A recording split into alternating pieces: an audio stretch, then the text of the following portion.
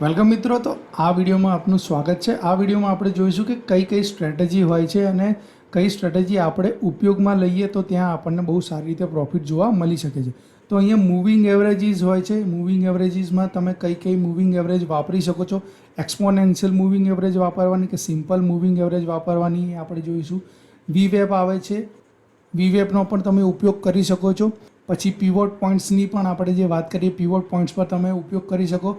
બોલિંજર બેન્ડનો બી આપણે ઉપયોગ કરી શકીએ કે બોલિંજર બેન્ડમાંથી કઈ જગ્યાએ માર્કેટ કેવી રીતનું મૂવમેન્ટ કરતું હોય તો ત્યાં આપણે આપણો ટ્રેડ બનાવી શકીએ। અને મિક્સ સ્ટ્રેટેજી વાપરીશું કે આમાં કઈ ઇન્ડિકેટર્સ છે જેને આપણે એક સાથે ઉપયોગ કરીને કોઈ એક સ્ટ્રેટેજીની અંદર આપણી જે એક્યુરેસી છે એને વધારી શકીએ।